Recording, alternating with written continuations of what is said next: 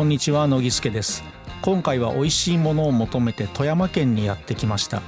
富山駅に着いて早速1階にある白エビ天丼のお店に飛び込みました。20分ほど並んで頼んだのは白エビ天丼ではなく刺身丼。白エビ天丼の倍ぐらいの価格なんですが、せっかくの富山ですから。いやー綺麗です。一つ一つ手で剥かれていることを考えると、とても手間暇かかった一品です。エビの甘みがほのかにして滑らかな食感、洗練された料理という感じがして美味しいです。そしてお吸い物がうますぎる。うまみがすごいです。さらに天ぷらのエビの香りもたまりません。白エビ天丼も食べてもよかったなぁと思うくらい美味しかったです。いやー、ごちそうさまでした。富山駅に着いてとても驚いたのが駅のデザイン。めちゃくちゃかっこいいですね。例えば駅の中を路面電車が通っているんですけど、電車が通過するときは遮断機が降りてくるのではなく、音声ガイダンスが流れ、赤い LED ライトが点灯します。見た目にもスマートでかっこいいし、障害者の方々から大変わかりやすいという声が出ているそうです。また駅周辺も洗練されており、広い空間を生かしたライティングが素晴らしく、北国の澄んだ空気感を感じます。そんな富山駅1階にはたくさんのお土産屋や飲食店があり、どこもめちゃくちゃにぎわっています。麺類に目がない僕、行列ができていたこのラーメン屋で味噌ラーメンをいただきました。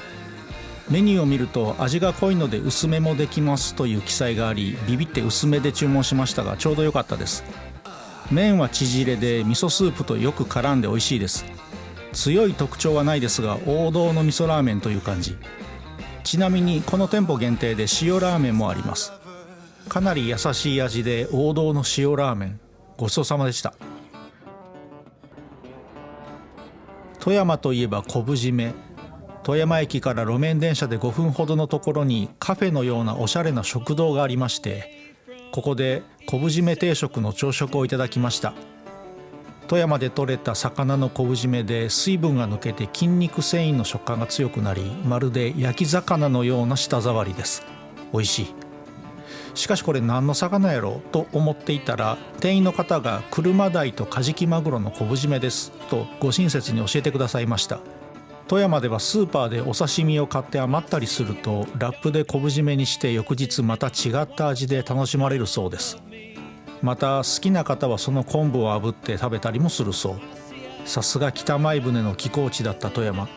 お土産屋でも北海道産の昆布がたくさん売られているのを見て、歴史で習ったことが頭の中でつながってとても楽しいです。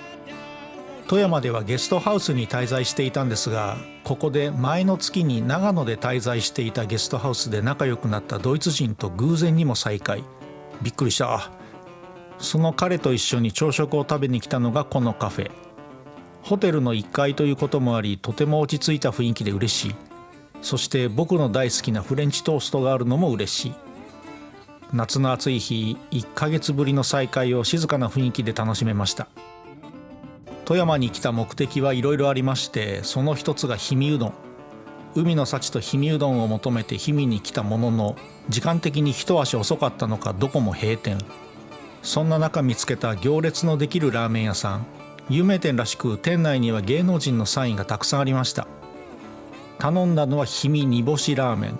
透き通ったスープがきれいで、別皿の具材とのコントラストさえ美しいです。煮干しのえぐみが全くなく、あっさりしているのに飲み応えがあります。シンプルがゆえに作るのがとても難しいんじゃないかなと思います。程よいコシの麺は歯ごたえが心地よく、スルスルと入っていきます。これはうまいわ。行列ができるのも納得。何度でも行きたいお店です。富山には翡翠を拾える海岸があるということで、朝日町にやってきたんですが、ここも綺麗ですね。白くて丸い小石の海岸と青い海と空。翡翠探しを楽しむ家族連れが多く、とても平和な時間が流れていました。これは近くにある翡翠テラスで展示されていた巨大な翡翠の原石。僕も頑張って翡翠を探したんですけど、心が汚れているのか全く見つけられませんでした。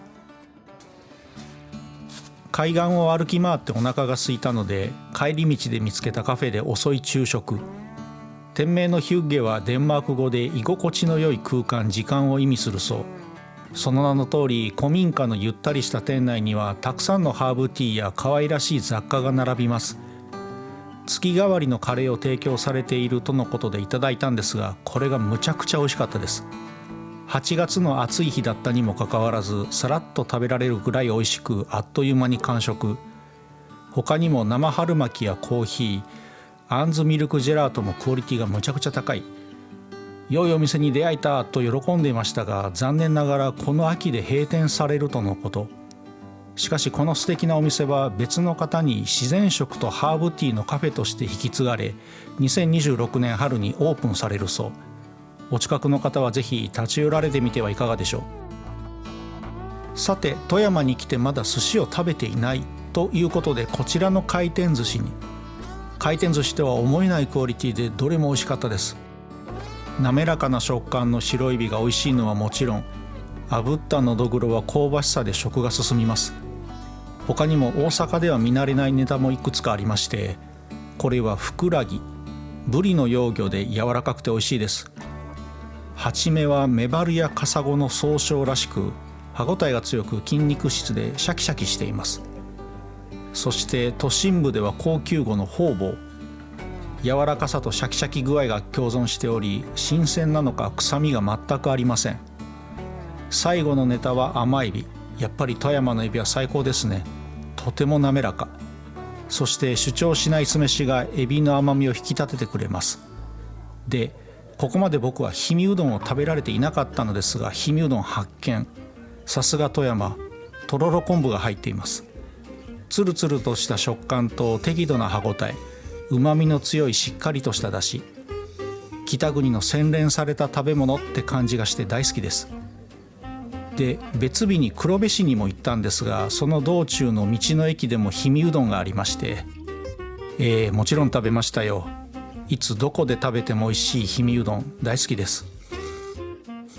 富山には5日間滞在して他にもいろいろ巡ったんですが、どこも本当に綺麗なところですね。透き通った湧き水の音が耳に心地いい黒部川扇状地や、日本一美しい円筒分水槽と言われている東山円筒分水槽、年中チューリップが咲き誇るチューリップ色彩館、それから樹齢500年以上の樹根が水中保存されている魚津埋没林博物館にも行きました。街も食べ物も自然も洗練された美しさを毎日感じるところでした。良き旅でした。